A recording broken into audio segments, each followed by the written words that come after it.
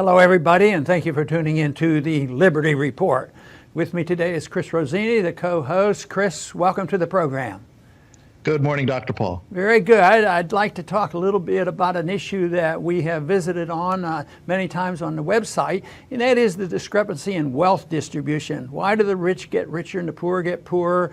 And it looks like it's even getting worse. But an article that we saw, and many others saw too, and had made comments on it, and it appeared in the LA Times, which was a bit of a surprise because the headline more or less says, California is #1 in poverty. Who wants to ever believe that? That's where all the rich people are, and that's where Silicon Valley is, and they spend money like it's going out of hand, and they've spent a lot of money on making sure there is no poverty. But now they come up with this statistic. A few people have challenged the statistic on exactly how they measure it, but in general, you know, they're very, very high, and quite possibly they do have the most poverty. But the whole issue of measuring poverty is something else. It's not as easy as it once was, but the statistics are very, very clear about who has most of the wealth in the country, and it's not the lower 50 to 60% of the people. They are living in a much poorer sense than the people in the upper half, or especially in the 1%. Some of those statistics are even hard to believe. But Chris, I'm sure you saw that article, and you've thought about this issue before, about why the rich are so rich and getting richer, and the poor, they just don't seem to be doing very well. Yes, and we're going to treat these statistics as if it's true, but it is always healthy to have a skeptical eye whenever you get statistics like this, because the nature of government is to always cry for bigger budgets. And you get bigger budgets when you fail. It's like the opposite of the marketplace. When you succeed, you get more money. In government, when things aren't going well, it must mean you need more money. And if people believe that government is there to alleviate poverty, which they shouldn't believe, then they're going to think, well, yeah, give the government more money so that they could alleviate poverty. And it's just a cycle that keeps going on and on. But we're going to treat it as if it's real and talk about the reasons why there's so much poverty. Well, there's a lot in California, there's a lot everywhere, and there's a lot in the country, but the stock market is high and everybody's supposed to feel very, very good, and there's more optimism. But sometimes that is not the revealing information. I think a couple statistics that have been around that dramatize this, and one of those statistics is that 1% of the rich, the richest 1%, own one half of the wealth in this country. You know, that can stir up some emotions, and if it were all fairly earned, it might be different, but for some reason there's some government mismanagement that helps cause this. And also the top 3 wealthy people in this country, they own as much as the bottom half, 50% of the population. The reason why this is a big concern, it sounds to me that it's unfair, it sounds to me that the government's very much involved, but more importantly, it causes anger. This has happened many times throughout history. The rich get too rich, and they get too authoritarian, and they treat poor people like they're not people anymore, and they don't, and they teach them to be very dependent. And therefore they become less productive, and it just goes on and on. But I think it's the political instability of this maldistribution of wealth that concerns me the most, and that if we think this through, I think it's explainable why the wealth has become poorly distributed throughout a population, because it's been taught in Austrian economics that the sounder the economy and the sounder the money, the bigger the middle class. But what we're witnessing is the wiping out of the middle class. And Mises said, if you wipe out the value of a currency, you will wipe out the middle class. And I think that's happening. So that's why you hear these great statistics on the economy. And I've always argued people vote, from their bellies and how the economy is doing. So therefore, Trump should be the most popular president ever. But it just turns out that that just might not be true. That maybe that's what we should call the new silent majority. And that is the people out there that are really suffering.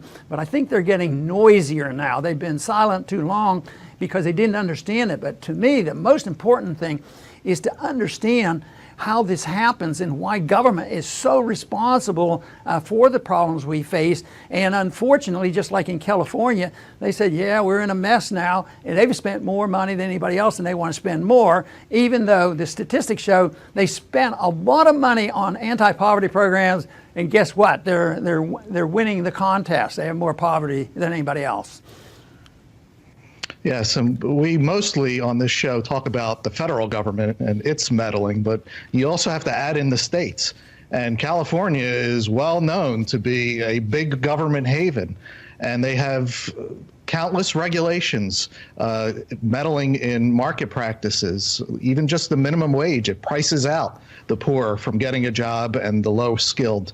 And then you add in licensing and subsidies, monopoly privileges. It just goes on. And ultimately, once you squeeze, something has to give. And what gives is not the rich people who are connected with the politicians, but the most vulnerable.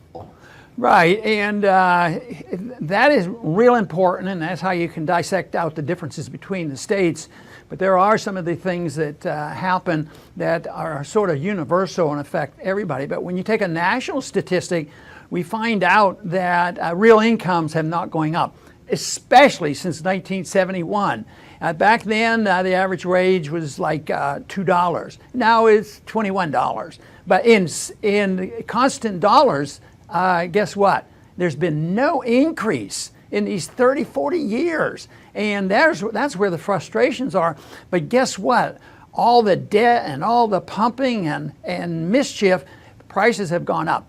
When you destroy the currency, prices always go up faster than the standard of living and faster than the wages go up, no matter what they do. Then if they come in and say, you will pay so-and-so this much money, it distorts things even more. The market doesn't decide who should get more. So this is part of the way the federal government contributes to the problems, and adds on to all those things you've just mentioned, how the states mess things up.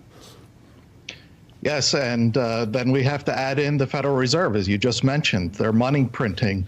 And Silicon Valley is very close to the printing press because overall, the tech industry is one of the freest industries out of all of them. And that's where most of the change that we see in our lives over the last 20 years has been from technology. So money just pours into Silicon Valley and San Francisco and all the surrounding areas, driving up prices. So the Fed is partly responsible for that.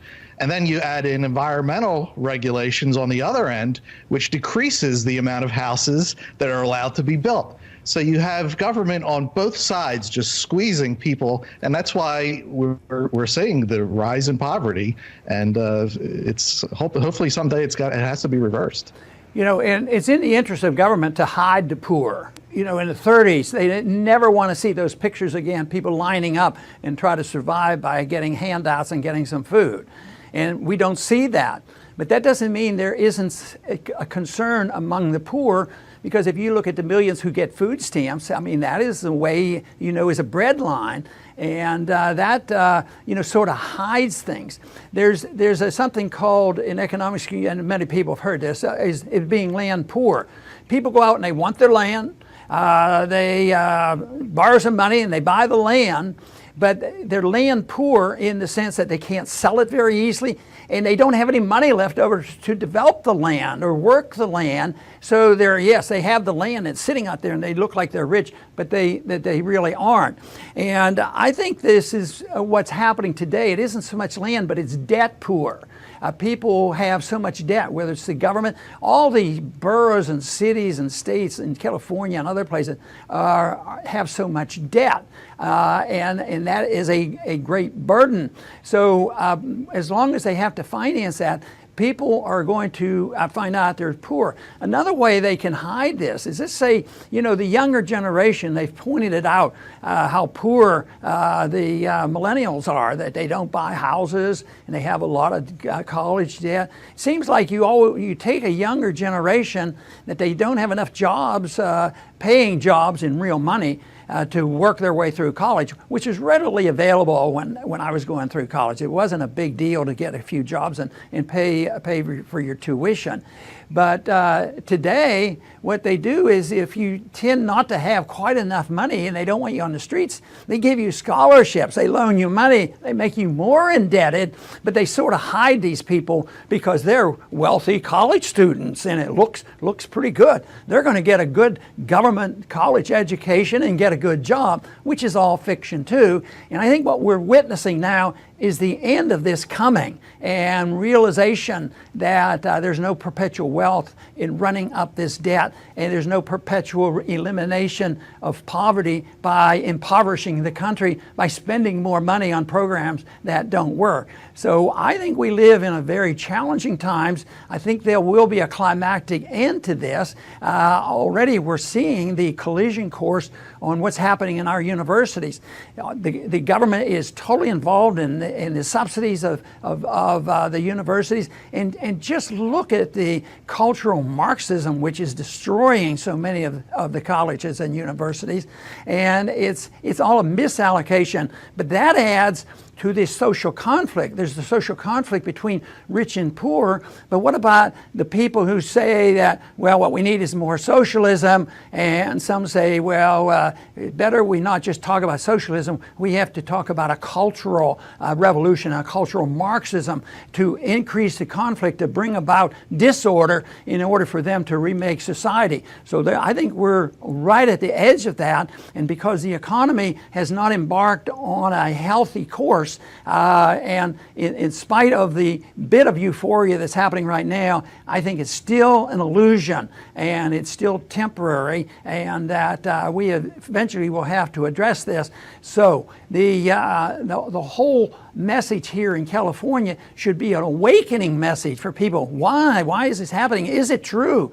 Are the figures fudged? And yes, even in the perfectly free society, you will have poverty. There's no doubt about it. But it would be handled so differently. If you had 1 or 2% that seem to not be able to get along, families are expected help, there still would be poverty. But if you decide that we have to take care of it, we have to make sure everybody is equal and taken care of and secure, the more you spend, guess what?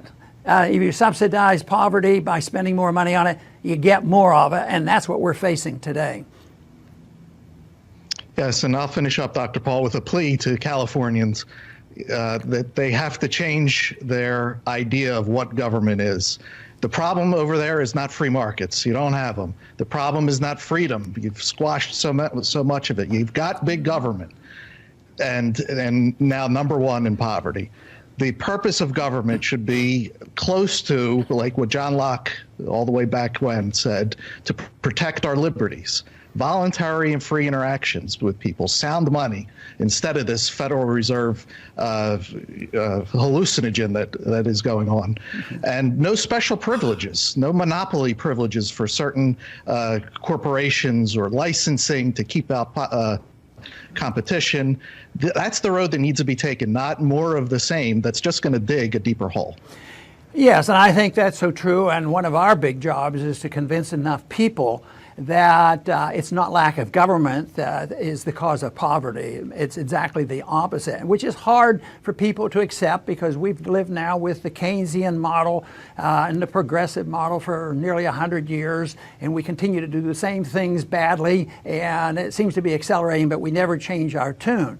And then it also invites people like a Bernie Sanders say, well, it's capitalism, it's freedom, too much poverty, and we have to do that. There are rich people and there are poor people. We have to forcibly take it from the wealthy people, whether they're crony capitalists or real capitalists. If they earn the money, that's a different story than people who have made money because they're in the military-industrial complex or in the banking system, and they're ripping us off. So there's importance for all of us to distinguish between the poverty that comes from crony capitalism and not to blame freedom for this issue. That is the challenge, and if we come around to realizing that, I think things can go in a different direction. Fortunately, I feel good about talking to young people who have at least a little crack in their minds, that have an open mind of thinking about this, because I have talked to thousands of them, and they're not like all Bernie Sanders' followers. Let me tell you that they will follow a leader who promises them more, and they don't understand that more is less. Then we won't achieve any success. So in that sense, I'm optimistic that we have a shot at this, at trying to convince the younger generation to accept something different, because we're not going to wave a wand or have the election next year change everything that's happening, and the Congress is all of a sudden going to balance the budget and restore soundness to money and restrict the Federal Reserve. That's not going to happen. Chris, I want to thank you very much today for being with us on this program. Thanks very much, Dr. Paul. And I want to thank all the viewers today for tuning in to the Liberty Report. Please come back soon.